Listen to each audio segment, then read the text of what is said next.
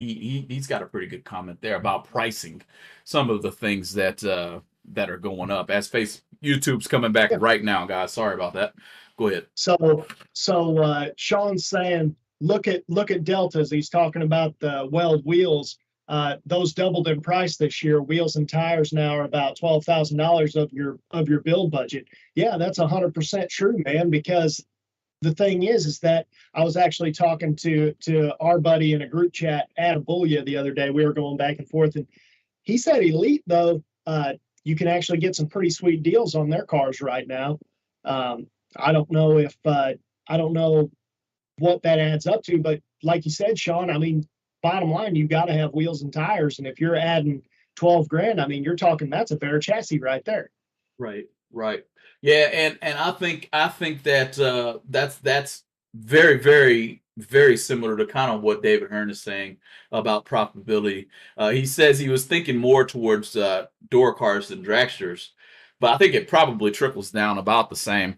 With door cars having the more expensive side of, in my opinion, it may cost more to rebuild a door car than a dragster. That's just me. I could be wrong. What do you think, Casey? Uh, You've I done would say, you've done it, so yeah, I I've done mean, both. right. Uh, I'm trying to look through this whole deal on the YouTube side right now. I think we have two separate things going right now, but it's good. It's good now. It looks like. So anyway, um, where are we going? Oh, so I've done both. It really all depends on how you can get in the car to begin with. Like, can you get in it right? What is the value of it? Because I can tell you right now, if you if you're in the market for a hardtail dragster, you could get a running car easily for $10,000 that'll go 5 O's, no problem.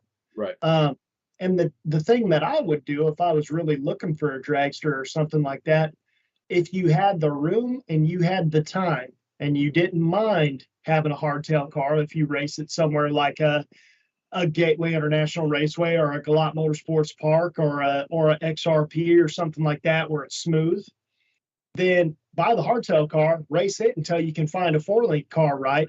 Take everything out of the hardtail car and throw it in the woods Mhm. because, like put it up for sale for dirt cheap. But what you're buying when you buy a hardtail dragster right now, unless it's a brand new, like a newer top dragster or something like that, what you're buying is the drivetrain and the electronics and the wheels and tires and axles and stuff like that. You're not buying the dragster itself. When you're buying a new car, you're buying the chassis and all that stuff. But any hardtail car out there, if you're paying more than the motor and transmission and axles and stuff like that's worth, you're doing it wrong. Yeah, and I don't know, man, because at the same time, it's always going to be preference. Either way you look at it, it's going to be preference. Most of us, I ain't gonna say most, because I'm not sure of how many dragster drivers we have in our community right now.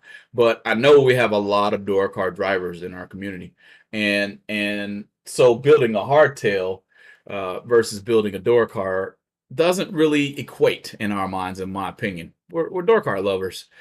As I'm looking here, Jimmy Noble says they both break the bank. So either way it goes, we're going to spend the money. So that's why I think preference is kind of creeping in there. What do you guys think besides what we've discussed so far? I see Sean Pinkerton talking about the struts make it ride like a caddy, but no performance. The monoshock front does all for performance advantages for wheels travel and keeping the front wheels in the beams. So I don't know, man. I'm still going to stay on the side of it being definitely more budget friendly for me to stay with the older cars there. So Definitely. And the thing is old door cars, man, the cool part about old door cars is the fact that if you're in the market for a back half cars, the reason why they always kind of hold their value is first of all, there's a lot more car there. So a lot of people, the reason they hold their value is not necessarily because they're nice race cars. It's because technically you could cut the cage out if you really wanted to do something. If the car was at some point something that mattered, you could cut the cage out and you could restore that car to a street vehicle relatively easily because you can go to year one and you can buy the entire belly pan and everything of like 69 Camaros and Novas and stuff like that and weld it all back in. It's not that big of a deal. In fact, they have in my town, they have like Thanksgiving festival type thing or a Christmas time festival type thing. Well, they have a car show there. I was talking to a guy with a 72 Chevelle, and I was like, man, that thing sounds pretty mean. He's like, yeah, it's because it has 496 in it. Mm. He has 4 mufflers on it to try to keep it quiet enough to drive down the road. But he said, I started asking him about it, and I was like, man, I can't believe that that you didn't restore this back to stock because it looks pretty stock to me. And he said, well, actually, it used to be a race car, so there's really nothing stock about it. And he showed me where the cage used to be welded in and stuff like that. And I was like, man, that seems like a hard way to do it. And he said, well, that's the only way you can find these cars anymore. They're already chopped, huh?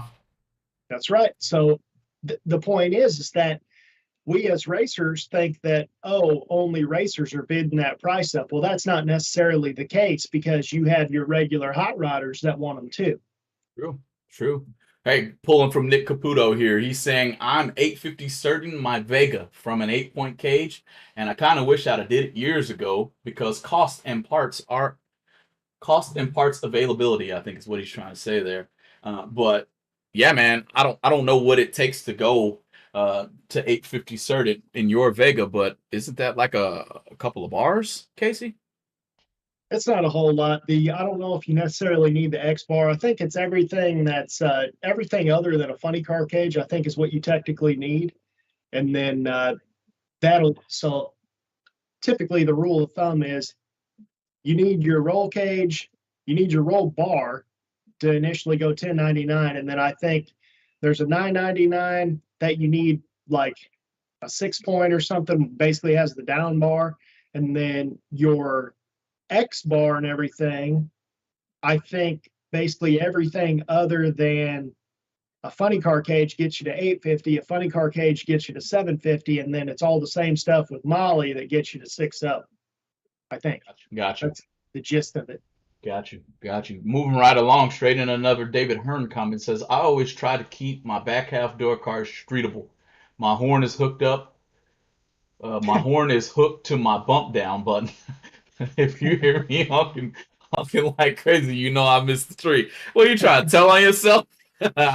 No, but that's pretty cool. He's got his horn hooked up to the bump down.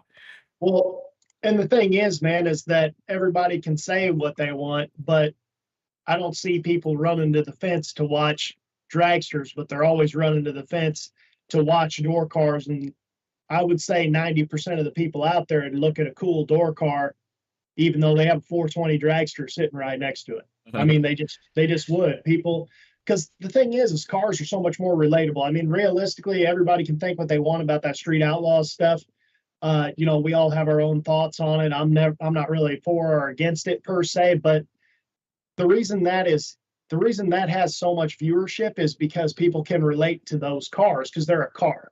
Like it's something that you could see yourself owning. Like maybe you wouldn't own anything nice, maybe it wouldn't be fast, but for example, it's like I've been saying since they came out with that factory experimental class, that's basically a pro stock with a real body on it. Yeah, you might have a 6-cylinder Camaro in high school, that you got secondhand from your older brother or something, and it might have been wrecked 15 times, but you still own a car that looks like that car going down the track. And that's the type of thing that matters and gets people involved with racing. I heard that, man. No, I heard that. Heck of a topic. We sure thank you guys for chiming in on Facebook this morning too. Casey dropped that post down and kind of put a feeler and a teaser out there to see what you guys thought about this topic. And so definitely I'm still gonna, so like I said, if you want to give it to me, I'm not gonna turn it down, but I am gonna err on the side of the older car. I shouldn't even call it error. I'm gonna favor the older cars over the newer ones. Champ over here on the YouTube sides, we got that back up, by the way. He says, my car has full interior other than the seats and radio. That's pretty cool. Sometimes I wish the OS 10 still had the air conditioner in it. You know what I mean? It gets so hot here in Texas. But that's here nor there. We got Randy Bowerman in here. He says, my Z28 is a 25.5 cert 750. Nice. That bad boy can handle just about anything you want to throw at it. That's right, man. That car, if you didn't notice, that car has been on several GBR videos. The Yep. one with So that real nice red one. That's yep. Randy's car. Yep, it's So on our thumbnail today. As a matter of fact, he's kind of one of the first cars that I seen with the Going Bracket Racing logo, just big, huge off down the side. Inspired me to get mine done, even. So that's what I'm talking about. You know what I mean? I think I seen Kevinoid say he's gonna have a huge one on his dragster come beginning of the year too. So Going Bracket Racing decals, old Syntex Printing hooking us up with those things. So shout out to him and Champ and all these other guys, TSR, for doing what you do. So. No, man, are you ready to move into the next topic? You want to cut to a commercial first or move right on in? let's cut to a commercial and then we'll go into this next topic because it's going to be a good one, I think. That sounds good. We're going to get a couple words from our friends over at TSR. Hang in there. TSR Racing Products has everything you need to make your Power Glide Turbo 350, Turbo 400, and 727 transmissions the best they can be on the street or at the track. With exceptional products, customer service, and over 30 years of experience, TSR Racing Products is always available to help their customers with any of their transmission needs. In-house machining ensures you only receive the best products from TSR Racing. Visit TSR Racing Products at tsr-racing.com or give them a call at 800-394-5889.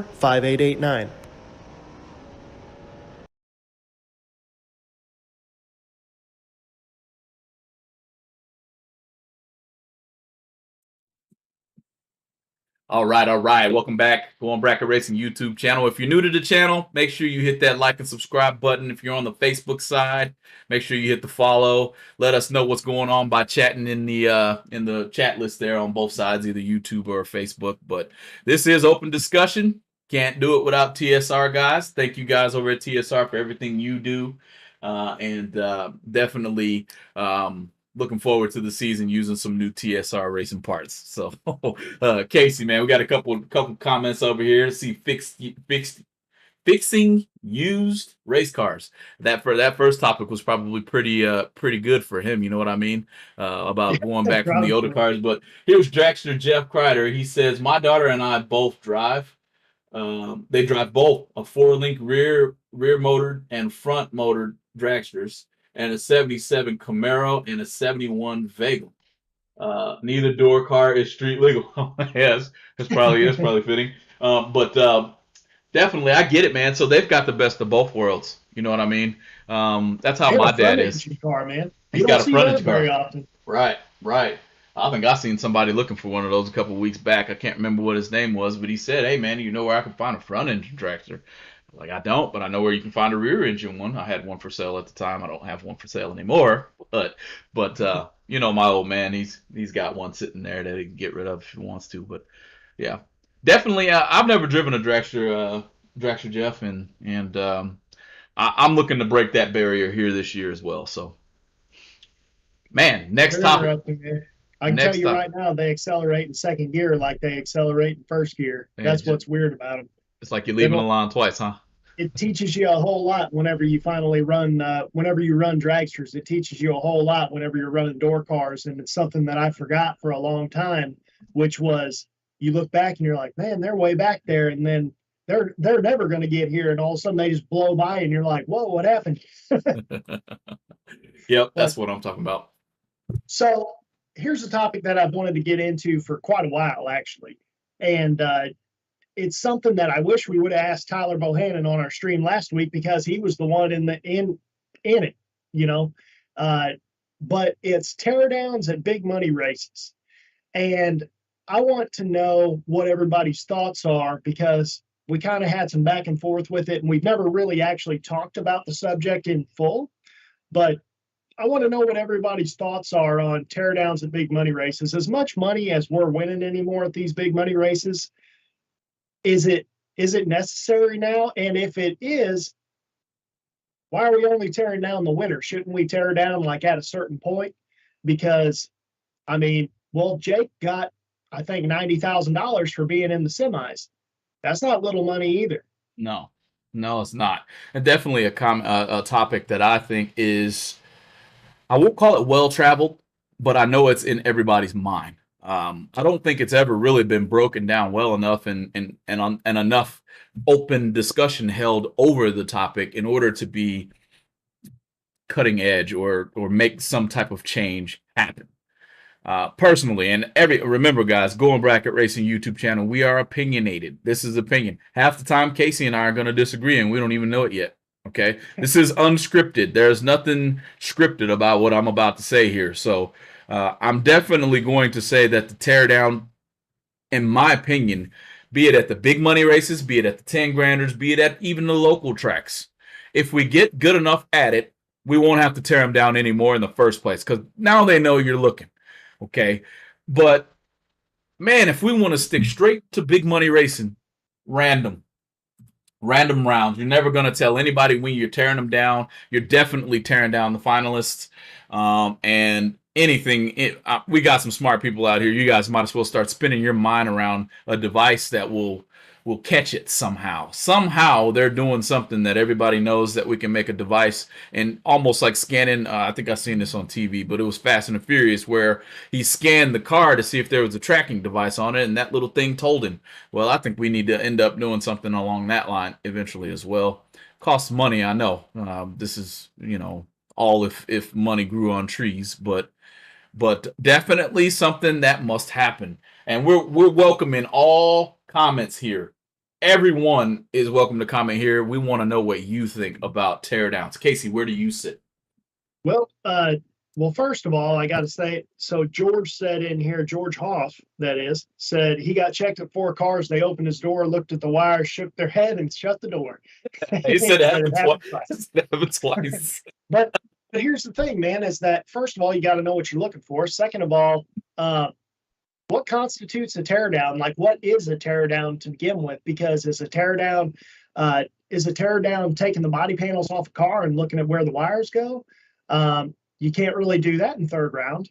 You can't go like they did for Tyler Bohannon, where they took his axles out of the housing and all that stuff, and the parachute out and all this stuff. You can't do that in between rounds. You can only do that for the winner. Damn. So number one, what is a teardown? Are we just tracing wires, or are we taking axle tubes out? It's a lot harder to tear down a door car than a dragster.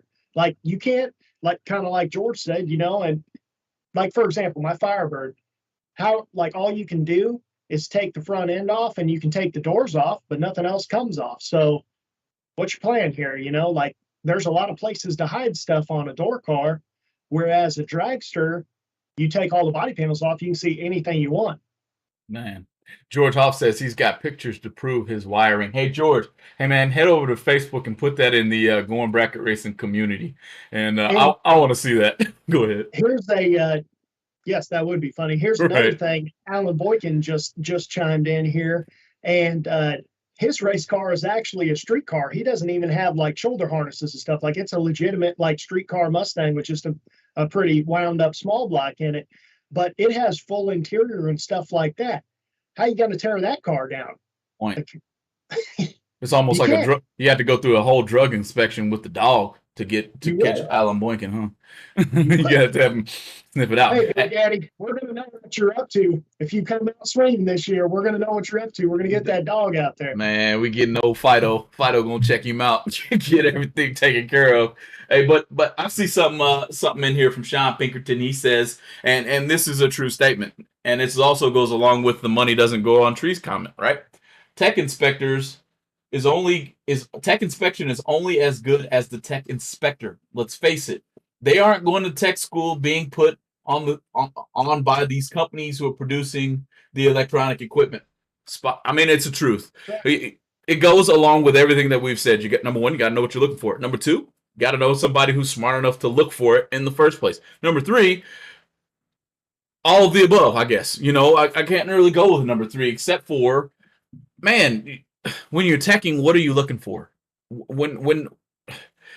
And that is a question too, because the thing is, if you don't know what you're looking for, you have no business in being tech at those races. And I think the races have gotten big enough now where I think the people have realized that are involved, like GABR and SFG and stuff like that. I think when they put on their massive mega races, I think that, clearly GABR, for example, the cool thing I think GABR did that no one else has done is everyone else, they say, yeah, we tore the guy down. And I'm sure they did.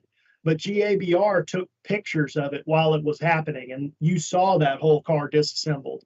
And I think that that was a really cool thing that they did that nobody has ever done before. And they put it up for everybody to see and be like, look, it's legit. Tyler Bohannon won this race. Hey. And no questions asked. And that's the way it should be. As a matter of fact, every time somebody gets broken down, hey man, we got Facebook for a reason. Somebody go live while they're doing it. Who cares? Put it out there. If they get caught one place, they're going to caught everywhere. But I'm going to go with TJ Phipps here and mention his comment and his opinion here. He says the cars are so good. What advantage do you really have? Even with devices, there are still so many other variables with your average car that play into it. I agree with that. I do. But there's still going to be those people who might not have the car that is just that good. And maybe it's cheaper for them to put some type of device in the car that make it just that good. You know what I mean? But you make a valid point here because that's what everybody is continually saying. What's something that's constant across the board that everybody is saying right now? Cars are far better than what they used to be.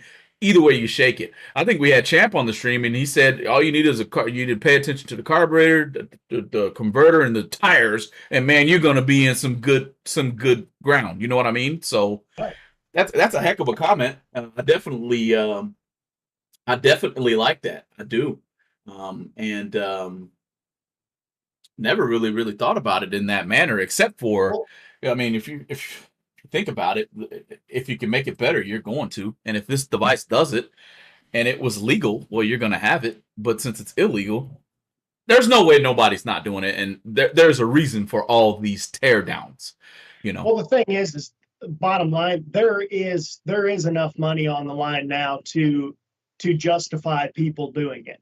I mean, if there's a lot of people that if you can make $1 million, they're what do they call that? Your how you feel about yourself and stuff like that. Your not your self-esteem. I can't think of the word I'm looking for right now. But anyway, how everybody else perceives you is out the window because if there's $1 million on the line, there's people that are willing to sacrifice their reputation, is what I'm saying. Sure. They're willing to sacrifice their reputation for that $1 million. People Sure. are.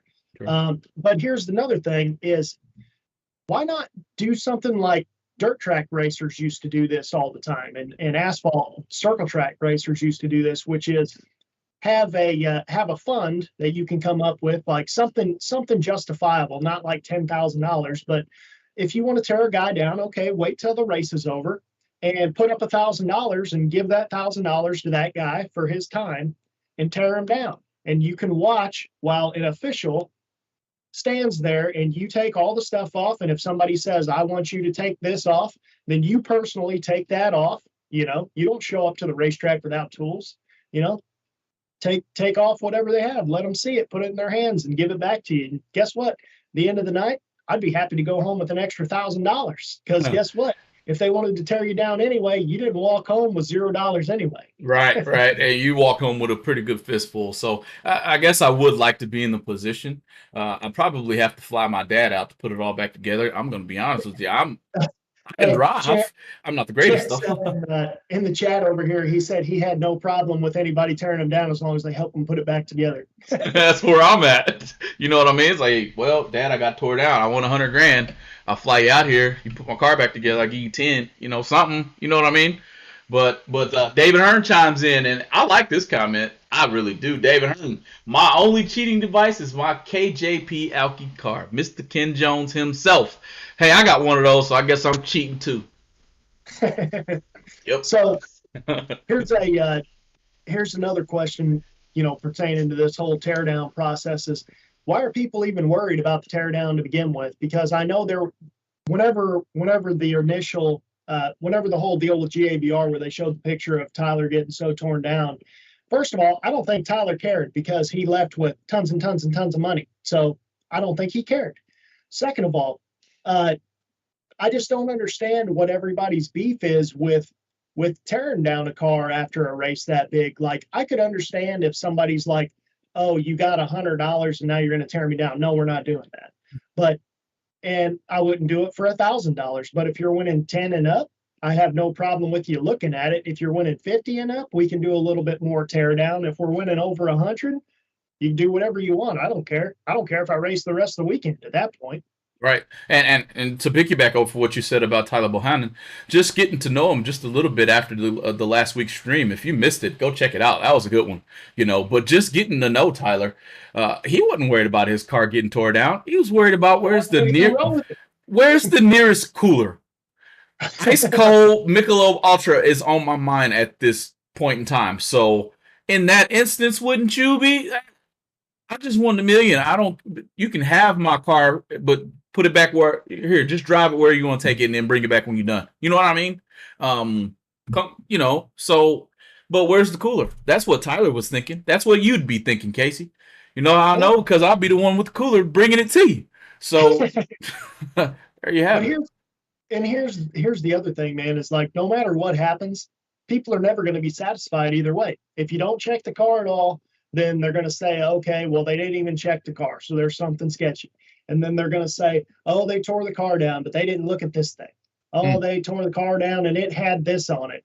Well, it was unplugged, but they could have been using Bluetooth. I mean, it's like, it doesn't matter, man, because unless somebody's standing there in person or doing it themselves, and even if they are doing it themselves, they'd probably get done with it, not find anything, and be like, well, I just don't know what I'm looking for. You know? And I'll tell you what, let's not just leave the elephant out of the room. Let's just bring it right on in, right? The reason why everybody is so tear down savvy right now, or let's tear it down, is because we have in our sport several, I won't say several, but here lately in the last 3 years I can mention. You got your Nick Hastings beating the brakes off of everybody. Brakes, pads, rotors, don't matter. He was beating everybody's butt. Then before that, you had Kevin Pollard beating the crap out of everybody. Then you have Hunter Patton. Then you have your Jeff Serra. Those people were winning so frequently that people began to say, well, they just can't be that good. That's why we have teardowns in place, just so that you guys can understand, and I can understand even myself. They are that good. They are that doggone good. That's why they're in the finals like this, and winning these types of races. And it's a question that everybody's asking, but there's your answer. That's why teardowns are relevant to keep that particular thought process at bay. That's why they're relevant. Right. Well, it's like you sit here and you're like, why did John Force win all but one championship throughout the 90s? It's not because any of those guys were poor. There was tons of money in funny car racing in the 90s. There was plenty of money out there. McDonald's was sponsoring, Winston was sponsoring. Right. Like, it was because John Force is a great driver and Austin Coyle was even a better tuner. That's why. It's because they were better than everybody else. I mean, that's just a fact of the matter. I mean, I think between this year, I mean, Jeff Serra proved this year. If Jeff Serra was cheating, do you not think they would have caught him this year of all times? Because he did that last year and then he did it again this year. And it's one thing to do it one year and never do it again. It's if you go on that kind of a roll and then all of a sudden you never win a race again, something's up. Jeff Serra has consistently won races. Nick Hastings consistently has won races for years. Like, they're just, they are that much better. And until the rest of us figure out how to beat them, they're not going to be beaten. Well, I'll tell you what, and Alaboinkin says it here too, and I agree with this comment. I do. There's just too much technology out there now. If someone gets caught, they'll find another way to do it. Definitely. I mean, there's a lot of truth in that. Somebody gets caught. Number one, they're going to get caught, and then it's going to be on Facebook, you know, because I just told you, make sure you record everything if you're going to do it, right? The person who's doing the same thing is going to see, uh-oh, he got caught. I better move mine. It's just the way it's going to work, right? Right? And I want to go here, too, and I'll take everybody's opinion and thought process on this. Do we think that cheating is actually relevant in bracket racing currently? Do we think that big money bracket racing is full and somebody's actually cheating? This is all opinion. It's a tough question to answer, but what's your stance, Casey? Do you think there is a big group of, or a small group of cheaters, or is it just really and truly what we just said before? How's he winning all those races? Is he just that good? What do you think? Well, dude, here's the bottom line is that I think, first of all, I think you'd be a fool to say absolutely there's no cheating going on anywhere when electronics are being used. I mean, I think it would be. However, I don't think it's as rampant as everybody says that it is. I think that I know for a fact if I can race 3-day races for a month straight and then I go into a regular weekly event, I'm going to go deep. And unless I just run into that bad guy. And the reason is because of seat time. Well, guess what? I think that you would not be out of line to say that people like Nick Hastings and Jeff Serra, because they only go to big money races that run 4 times, a week. I would venture to say that in the prime time racing season of, like, say, April or May, something like that. I mean, Nick Hastings is showing up to tracks on Wednesday or Thursday, test and tune a little bit, then run the gamblers race, then run a shootout race if they have that, then double enter Friday, Saturday, Sunday, and run gamblers races those nights if they have them too. Those guys probably make more laps down the track in 1 month than most of us run all year. And who knows more of what it feels like to dial 610 or so than Nick Hastings. Who knows how to get back to 462 or 458 or whatever it is more than Jeff Serra. I mean, it just is what it is, man. Luke Bogacki, he says it all the time with his class racing type stuff. He has so much data that, I mean, that's why he's so good, is because he's so good at data analysis. He has good equipment and he's a good driver. I mean, it's just, you put all that together, and that's why these type of people stand out. Got you. And as far as for me, I don't think there is as many, but I stand with Casey when he says it's electronics, it's computers. I'm a computer genius. I won't call myself a genius. That would be going too far. But I'm computer smart, a little advanced. And if you're using a computer, you can make it do anything. And we're using a couple. You can call a MSD box. You don't want to call it a computer. Fine. Call it a brain then. Call it something, because it's just as smart, especially that grid system. And then you couple that with your race pack. And I think I saw this in the chat here. I think it was Caputo who said it, but he said, what about the guys running the Holley EFI and this other race pack system that reads the mile an hour at the top? Right. Okay. I mean, there's many ways to skin a cat here. But you're using a computer. You're going to hook your computer into that thing when you're done to see what everything's going on. There is possible, and it is happening. So I don't want to say that I'm naive to think it's not happening. It's out there. So what do you guys think? I see Old Racer. What's up, youngsters? Good topics. He always calls us youngsters, doesn't he? Old Racer stepping in there. George Hoff says, I'll say this. The guys that are wiring aren't cheating. You mean it? Winning. Yes, right. He did say winning. Right. Well, there's I think I agree with that. Says, I think there's cheating, but I don't think the cheaters are the ones actually winning on a large scale. I agree with him. That's kind of my point. I think that oh, there we go. Right at the hour mark, we got the spam coming in. Chip, get him, Chip. Get him right at the hour mark, and it's every time. You notice that? Every time at the hour mark. But jerks. yeah, man, it's no, I agree with David Hearn. I think, like I said, I think that you would be, like you said, naive to think that nobody is doing anything, but I just don't think that you need to. I mean, think about it, man. How many people are in this chat right now that if we had a practice tree race right now would be 00 every single time? Just one. Just one. Yeah. Just one. I mean, the thing is, though, there's not just one. There's probably half the chat would be 00 every single time. Right. No one's cheating. It's just That's how the cards fall. I mean, every once in a while, there have been times where it's been super, super late at night, and I'm like, dude, I'm super tired. I got to work tomorrow. I got to do all this stuff. And I'm like, whatever, I'm just rolling a ton out. And if I go red, I don't care. And I'll be 002. And the next round, I'll be 001. And I just think there's people who race that way. Yep. I think they don't care. They're just like, if I am not red, I won this round. I think people race that way sometimes. I think Gary Williams, races that way. I think that he sets up so tight where and Jeff Serra, if you look at his incrementals, a lot of times he sets up that way. If Jeff Serra is green, a lot of the times you don't have a chance, because I don't think anybody sets up tighter than him. Oh, I think that's a true statement here. But I'm gonna jump the Dragster Jeff Kreider again here. He says seat time. He says like no other. I've made 54 hits at the tree in my Vega since Thanksgiving. 30 off the bottom and 24 off the top. I have confidence and can't wait to go racing, no matter what tree. Um, I think it's relevant, man. You get, and then number two, all those hits he's got 54. The next race he goes out and he wins it, he's going to be a wrecking ball to take down after that. After you see that final win light, it's like, oh, that's what that felt like. I'm getting ready to tear off into somebody, right? And there's something to be said about just flat out getting on a roll. Nobody's been on a roll like Connor Patton and Jeff Serra before in the history of bracket racing. And the thing is, it's like when you get on a roll, you're more willing to set up to be 2 or 3 on the tree because you have nothing left to prove anymore. Everybody knows how good you are. And you're willing to push it more because you have nothing to lose anymore. You've already won all your money. You're only going to win more money. Yep. Yeah, no, it's an excellent topic. I got to stay with it. It's an excellent topic.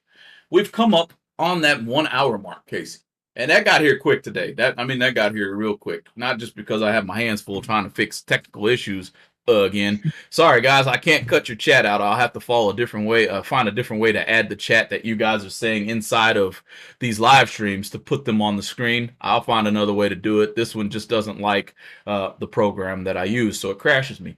But anyway, man, what you got in closing? Not a whole lot, man. Just as always, we just want to thank the sponsors of the Going Bracket Racing YouTube channel, TSR Racing Products, BRG 3D Printed Parts, Champs Performance Parts, Syntex Printing, get your shirts and all that kind of stuff over there.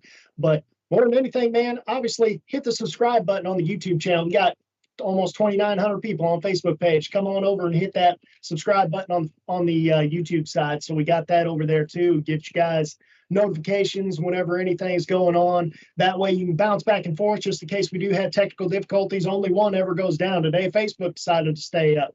So, and then obviously, if you can't watch us live, we'd love to have you chime in. But of course, we have the podcast too. So you can always listen to us on the way to work the next day. This one's going to be a little bit more difficult for me to cut together. Make it all happen. Yeah, maybe not too hard. Just use the Facebook. But I'm going to take my cue from Paige Hamlin, guys. She just said in the chat, can't wait to hang out with y'all next week.